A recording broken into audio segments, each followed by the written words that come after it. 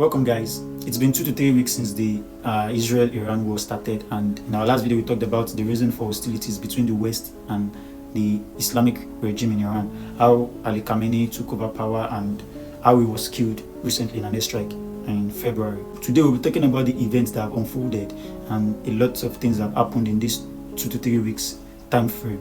Thousands of targets have been bombed inside Iran by the US and the Israeli Air Force. And it's been unbelievable. I mean, we've seen footages, we've seen scenes that are unbelievable. Smoke everywhere, the whole city is in chaos. So what has happened so far? In these 2 to 3 weeks, a lot of people have been killed, a lot of civilians have been affected, homes destroyed. And of these civilians killed, on the Iranian side, we have around 1,300 Iranians, civilians that have been killed, while around 10,000 to 12,000 injured, according to Reuters and Al Jazeera. So these are the civilians killed in Iran. Of course, 200 to 400 children are involved because there was a bombing on a school that was attributed to Israeli bombing, while some claim it is a friendly fire from Iran. But we know children have been killed in this airstrike and a lot of civilians have been affected. Around 12,000 civilians are injured, while around 1,500 civilians, Iranian civilians, have been killed. This is according to Al Jazeera and Reuters.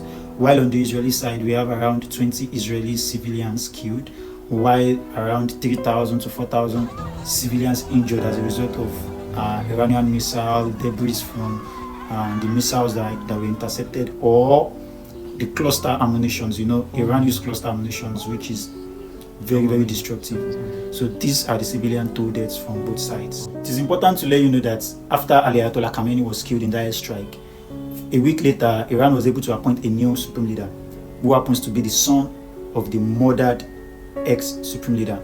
His name is Mojtaba Khamenei.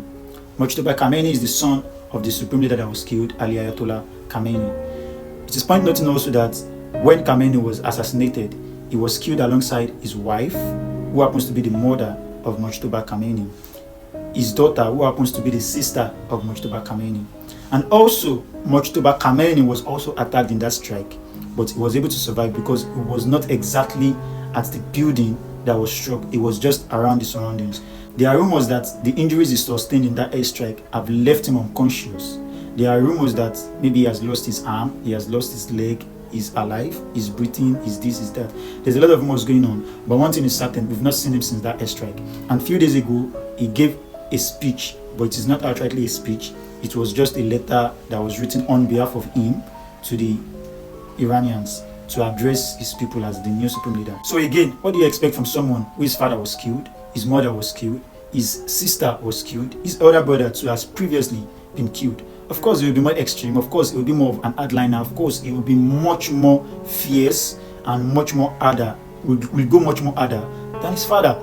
Aside from Khamenei being gone, Mojtaba Khamenei severely injured, there are also notable figures that have been killed. It is point noting that tens of thousands of the IRGC, Iranian Revolution Guard Corps, have also been killed.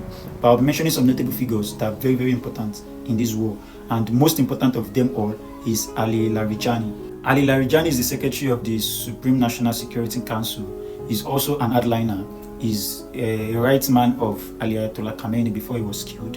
And he was also seen as a possible successor to Khamenei before Mojtaba Khamenei was elected supreme leader. Also, we have Ghulam Reza Soleimani.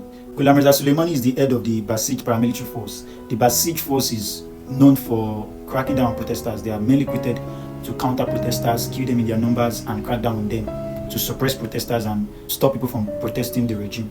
Other notable figures killed is Aziz. Aziz is the Minister of Defense. He replaced the former Minister of Defense that was killed in the beginning of the war, and also now he's also gone. He's also eliminated. Another notable figure is Pakpo. Pakpo is the Commander-in-Chief of the Islamic Revolutionary Guard Corps, the IRGC. He has also been killed. Ali Shamkhani is the Senior National Security Advisor and Strategist. He's also been killed. Mousavi is the Chief of Staff of Iran's Armed Forces. He's also been killed. Saleh is the Head of Military Intelligence. He's also been killed. Jabal is the Senior Weapons Development Research Leader. He's also been killed. Shirazi is the Senior Military Aide to the Supreme Leader. He's also been killed. This is just a few of notable figures that have been killed. I can tell you that over hundreds of high-ranking military personnel have been killed, while thousands of IRGC soldiers have been killed. So this war is disastrous. On Israeli side, we don't have a number, or we don't even know if any Israeli soldiers have been killed. So far, according to the Israelis, Zero soldiers have been killed, although some jets have been lost. The last thing I also want to point out is this war has affected the world economically because of the shipping of fuel. The Strait of Hormuz, which everyone knows has been closed by Iran since the war started, and this strait is being used by Oman, the UAE, Saudi Arabia, and Bahrain, including Qatar. But because of this war, because Iran closed this strait, it has restricted countries from shipping oil through this strait. 20% of the world oil passes through these waterways, passes through the Strait of Hormuz. So because it's been closed by Iran, the world is short of 20% oil, which is affecting everyone. It is affecting Nigeria, affecting America, affecting countries around the world. So Donald Trump is looking for a way to reopen the strait and make ship pass there safely. I don't know how he's going to do that, but I believe it is possible, and I believe they can always find a way.